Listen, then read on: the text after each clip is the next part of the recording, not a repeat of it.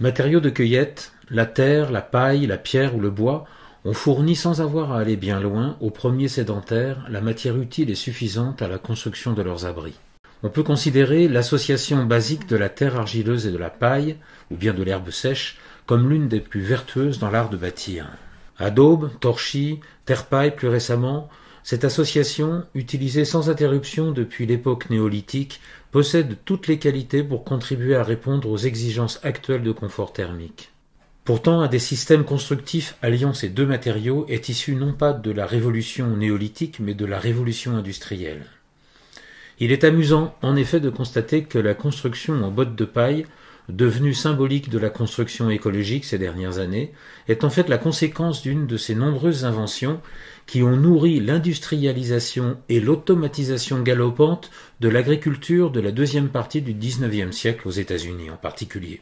L'invention de la botteleuse au XIXe siècle a donné aux habitants des Sand Hills dans l'État du Nebraska, une région sableuse dépourvue d'arbres et de pierres, l'idée d'utiliser ces drôles de grosses briques de paille ou de foin sauvage des collines environnantes. L'une des premières constructions publiques en paille porteuse fut une école dans le comté d'Arthur, Nebraska, en 1898, mais non enduite, elle fut mangée par les vaches.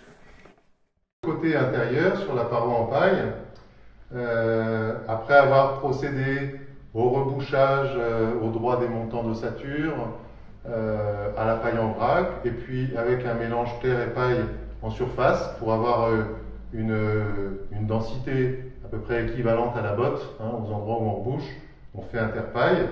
Après avoir redressé le mur, c'est-à-dire passé avec un coupe-fil, le débroussailleur à fil, on enlève tous les brins de paille qui dépassent, voilà.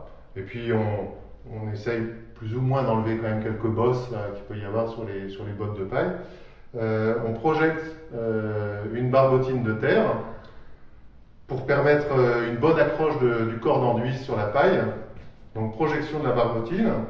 Et ensuite on peut appliquer le corps d'enduit en terre sur une épaisseur minimum d'1 cm, 1 cm et demi, mais plus on met épais, mieux c'est pour avoir de l'inertie. Moi je mets environ 4 cm. Vous voyez, il y a un petit échantillon de corps d'enduit, ça va faire à peu près cette épaisseur-là d'ailleurs, une fois posé. Donc une fois qu'on a posé ce corps d'enduit, qu'on a attendu son séchage complet, donc on applique l'enduit de finition sur le corps d'enduit terre. Alors les outils, c'est classique, la taloche, la truelle, et puis une fois qu'on a appliqué l'enduit, on le taloche un coup pour la planéité, et puis ensuite moi je le serre légèrement au plattoir, un petit coup de serrage pour avoir pas trop de grains en surface. Si on laisse du grain, dans le temps les grains de sable à chaque fois qu'on frotte ont tendance à tomber, et on en retrouve un peu au sol, donc c'est pour ça qu'en enduit de finition, moi je serre quand même un petit peu l'enduit. Il faut savoir que la paille, c'est un matériau qui est tout à fait convenable au support des enduits. Les enduits, ils accrochent sur la botte de paille, même en forte épaisseur. Moi, j'ai fait des enduits qui sont allés jusqu'à 8 cm d'épaisseur accrochés sur la paille. Et je me suis posé effectivement la question si par hasard ces enduits ne s'affaisseraient pas et viendraient porter sur le plancher plutôt que sur la paille. Et effectivement, mon enduit il arrivait au sol quand il était frais, mais quand l'enduit il a séché, il s'est créé effectivement un retrait entre les planchers et l'enduit des 5 mm. Qui montre bien que l'enduit il est accroché sur la paille et qu'il ne porte pas sur le plancher. Donc que ce soit de la terre, du plâtre ou un enduit à la chaux, la paille se prête parfaitement bien à l'accroche des enduits sur elle-même. Les enduits sont vraiment tenus sur la paille même s'ils sont en forte épaisseur. Donc sur cette façade, on a un enduit de terre, un corps d'enduit de terre qui est fini et qui est prêt à recevoir l'enduit à la chaux dessus. On voit que c'est un mur qui est assez homogène, qui n'a pas de fissures. et on les raille un petit peu pour faire l'accroche de l'enduit chaud qui vient par-dessus. On fait un gobetti d'accrochage sur la terre et le lendemain, on vient faire l'enduit à la chaux. Et pour moi, l'idéal, c'est laisser cet enduit à la chaux, cette corde d'enduit à la chaux, travailler pendant 1 an, si possible, c'est l'idéal. Comme ça, s'il y a encore des fissures, l'enduit de finition qu'on fera sur le corps d'enduit chaud, il viendra, lui, couvrir toutes les fissures et on sera complètement sûr que l'enduit est complètement étanche à l'eau.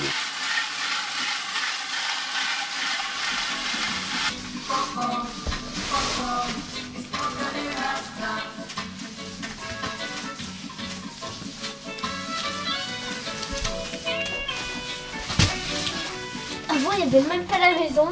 Il y avait que la caravane. T'étais que au plan. C'était que sur les plans, la maison. On n'est pas allé en vrai. Super le geste, Tao. Après, une fois que c'est mis, c'est pas la peine d'insister. On prend une autre boule.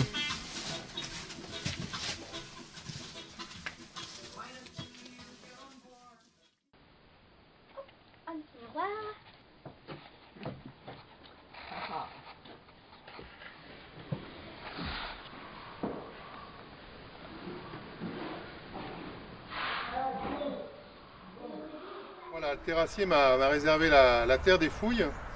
Bon, l'avantage c'est qu'elle a pas mal d'argile, si bien que je peux la tamiser sous forme de barbotine, puisque après, en rajoutant le sable et la paille, je vais avoir une consistance d'enduit qui sera parfaite. L'avantage c'est que tamiser de la terre sous forme de barbotine, ça va très vite. La tamiser à l'état humide comme ça, c'est beaucoup plus long. Il faut quand même enlever les gros cailloux, hein. Je peux me permettre de garder des cailloux d'une taille d'1 centimètre, 1,5 centimètre, parce que je fais 4 cm de corps d'enduit. Mais je ne peux pas me permettre de garder des cailloux de cette taille quand même dans le corps d'enduit. Donc il faut quand même tamiser. Alors là, je peux prendre la terre comme ça. J'en remplis une poubelle. Et puis ensuite, je rajoute l'eau. Et puis je la malaxe avec un malaxeur comme ça à double hélice. C'est assez rapide à faire. Et ensuite simplement un grillage à poule comme ça, là, qui a une maille d'1,5 centimètre, me permet de très rapidement enlever les cailloux les plus gros. Et ensuite cette barbotine, je la mets dans la bétonnière, je rajoute du sable et puis la paille hachée.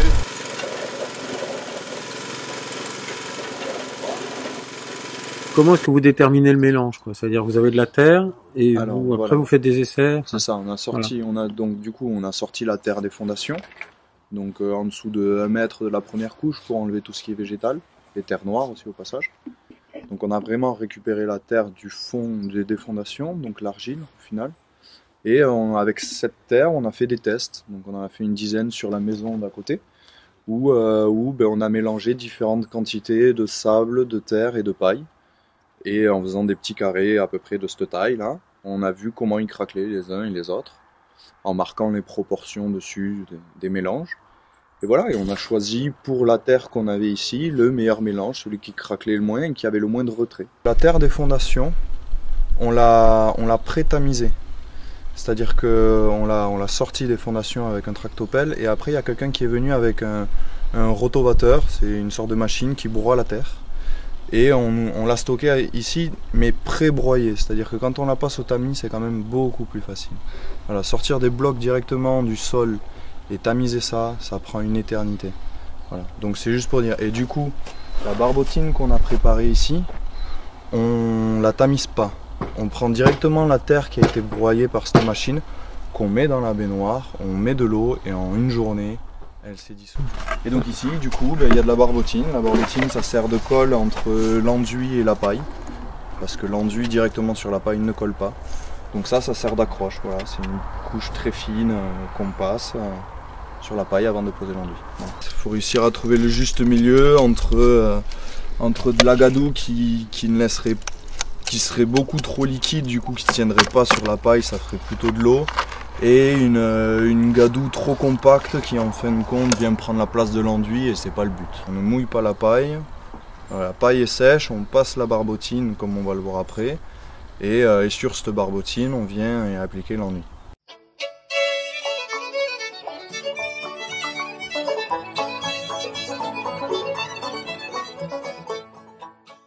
L'utilité de l'enduit, il y en a pas mal en fait, des intérêts. D'une part, il faut quand même que la maison soit étanche à l'air. Donc le corps d'enduit sur la paille va rendre la paroi étanche à l'air. Ensuite, cette masse de terre, j'en mets quand même environ en moyenne 4 cm. Ça fait quand même une masse qui va créer de l'inertie à l'intérieur de la maison. En gros, sur une maison comme celle-ci, 140 mètres carrés habitable, il y a une bonne quinzaine de tonnes de terre à l'intérieur de la maison. Ensuite, la terre a des propriétés de régulation hydrique très efficaces pour l'air intérieur. Dès que la quantité de vapeur d'eau est élevée dans l'air intérieur, la terre l'absorbe. Et à contrario, quand ce taux d'humidité dans l'air intérieur devient trop faible, la terre va restituer l'eau stockée dans le corps d'enduit et ça permet de lisser le taux d'humidité dans l'air de façon intéressante tout au long de l'année et tout au long de la journée. Après, c'est un produit complètement sain, c'est-à-dire que ça ne dégage aucun composé organique volatile par rapport à d'autres types de peinture ou autres. Donc voilà, beaucoup d'intérêts, que des avantages pratiquement, et si ce n'est que ça demande du boulot, c'est sûr. Mais bon, un artisan, il vend des heures de travail, donc à la limite, il part d'un produit qui coûte presque rien, qui demande pas mal de temps, mais quand il vend sa prestation, il a tout intérêt finalement à utiliser des matériaux qui sont proches de la gratuité et à vendre ses heures. Voilà. L'idée de notre association, c'est de pouvoir faire des tests de caractérisation sur différentes carrières, petit à petit, parce que pour l'instant on a travaillé qu'avec une seule carrière Sokova.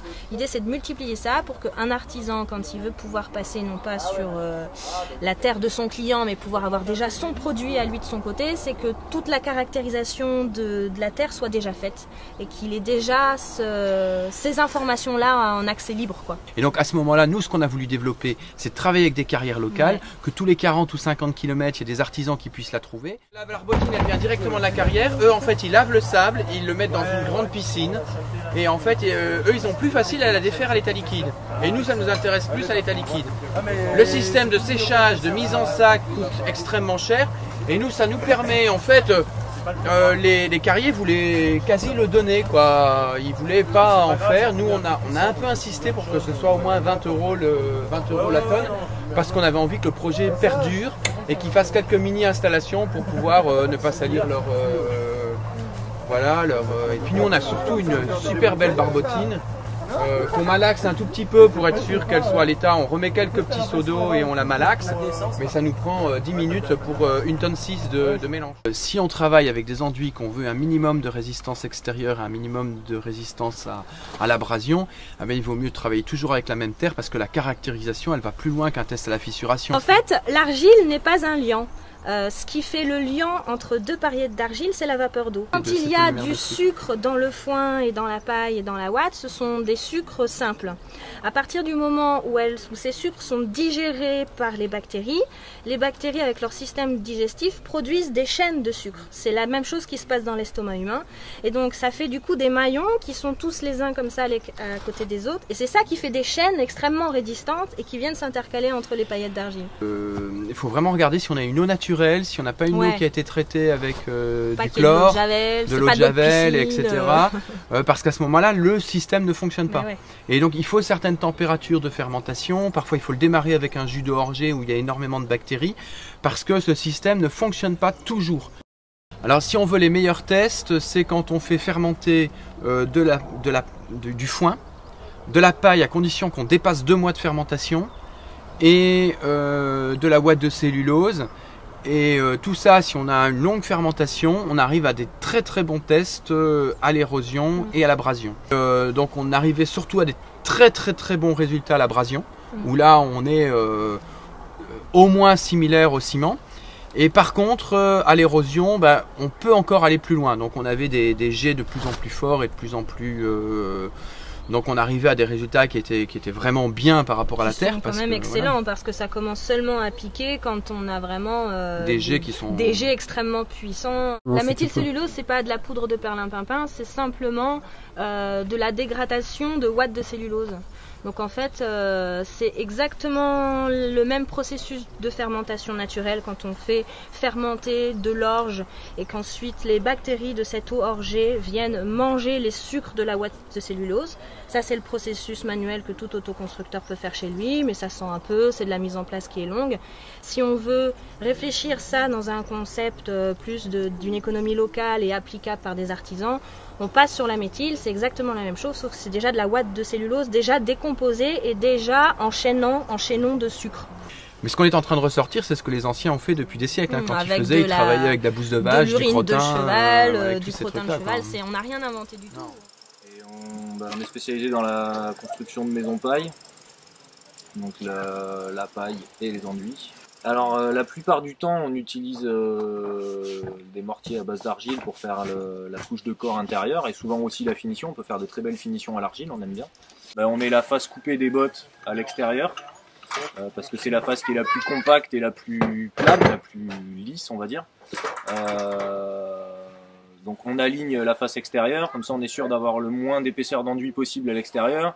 Les défauts, ils sont plutôt à l'intérieur, là où on va plutôt avoir intérêt à avoir une grosse épaisseur de couche de corps, à l'argile. Donc la matière coûte pas cher. Et puis voilà, que ce soit chaud ou chaud terre ou terre, la préparation c'est toujours la même, c'est reboucher les trous, les trous les plus importants avec des bouchons de paille sèche, les trous superficiels avec un torchis. Plus un torchis de rebouchage que de construction quoi. Alors la paille on la mouille pas parce que si on commence à la mouiller elle va s'imbiber à mort, c'est vraiment pas la peine. Limite ça nous arrange que le support soit sec et qu'il aide la matière à tirer un peu plus vite. Puis évidemment on préfère les enduits terre, c'est plus agréable à mettre en œuvre, on préfère travailler à la main, c'est beaucoup plus sympa, moins bruyant, plus un rythme humain. Mais si on enduit à la machine, c'est surtout pour des raisons économiques, faut être concurrentiel. Après, on pourrait faire le choix de pas payer toutes nos heures et puis de bosser à la main. Après, ça nous est arrivé de bosser, que la machine tombe en panne et qu'on doit finir à la main. Et on arrive à aller presque aussi vite. Là, celui-là, c'est du terre-paille. Du terre-paille sur lequel on ne voit plus le fond, puisqu'on a déjà mis ce qu'on appelle la première couche, qui correspond au gopti sur des enduits classiques. Et qui est une couche qui est un mélange de terre, de paille et de sable, qui nous permet de faire la couche de fond et qui va nous permettre après de jeter notre enduit sans avoir de problème de rebondissement. Voilà. Donc on est sur une interface qui va nous permettre après, en extérieur, de faire un enduit à la chaux et en intérieur de faire un enduit comme on veut. Là en l'occurrence on va faire des enduits terre jusqu'à la finition à l'intérieur. Là c'est le salon. Donc voilà, donc les clients veulent de la terre. Nous, on propose de préférence la terre, parce que la terre, c'est une ressource locale, pas chère et tout ça. Dès que tu commences à utiliser le plâtre, bon voilà quoi, le plâtre c'est un super matériau, mais c'est un matériau qui est onéreux, et puis qui est limité, on va dire, beaucoup plus que la terre. Donc voilà, on reste dans l'esprit d'utiliser, dans la mesure du possible, on va dire, un matériau peu coûteux, local, voilà quoi. Et de la chaux dans les pièces humides parce que quand même la terre c'est pas adapté pour les pièces humides quoi. Donc salle de bain, cuisine, on fait des enduits à la chaux aérienne en général. D'accord. Et la terre vous la prenez en général sur le site, vous arrivez toujours à trouver de la... Alors disons que pour tout ce qui est terre-paille, fabrication du terre-paille, mise en œuvre du terre-paille, première couche de graissage et à des moments, mais pas toujours, mais de manière générale, le corps d'enduit, on le fait avec la terre du site. Donc c'est la terre des fouilles, c'est la terre... Alors ça dépend des régions, mais chez nous, on n'a aucun problème. En général, partout où tu creuses, tu as de l'argile et tu as ce qu'il faut pour faire ça. Et après, la finition, on ne la fait jamais avec la terre du site. Et les corps d'enduit, ça dépend des fois, parce que suivant la qualité de la terre, comme on veut vraiment pas avoir de problèmes, de fantômes, de choses qui ressurgissent et tout, ça nous arrive quand même souvent, on travaille avec des briquetiers, de faire venir des big bags de terre pour faire le corps d'enduit. C'est vrai que là on est dans une région où il y a de la terre. Voilà. Là, il y a non seulement de la terre, et on a des briquetiers pas très loin qui peuvent nous fournir ce dont on a besoin, quoi. Nous, on a fait le choix de ne pas mécaniser, justement pour ne pas économiser de la main-d'œuvre, parce qu'on considère qu'on veut payer des gens et pas des machines. Donc voilà, donc éventuellement on se paye moins, mais on paye des gens plutôt que des machines. Je pense que c'est un choix politique. C'est pas, tu vois, c'est pas autre chose. On n'a pas dit on essaye la machine pour voir si c'est plus rentable, et si c'est plus rentable, on laisse tomber les gens. On a dit on sait qu'aujourd'hui la machine c'est plus rentable, parce que elle n'est pas calculée à son juste coût, parce que voilà, parce que c'est vrai aussi, si tu veux. Quand ils fabriquent des machines, ils fabriquent du déchet aussi, ils comptent pas ce que ça coûte à la planète, le déchet, etc. etc. quoi, hein. Donc nous on dit non, l'énergie, parce que pour faire tourner les machines, nous on est obligés, on a des bétonnières, donc on les fait tourner un peu, mais on sait qu'on utilise de l'énergie nucléaire. Est-ce que c'est ça qu'on a envie? Est-ce qu'on a envie d'utiliser de l'énergie nucléaire de plus en plus? Voilà, donc c'est vraiment un choix politique, quoi, là, hein. C'est clairement pas un choix de rentabilité. Et du coup, on s'adapte et on cherche des systèmes pour adapter nos choix politiques à la réalité du chantier.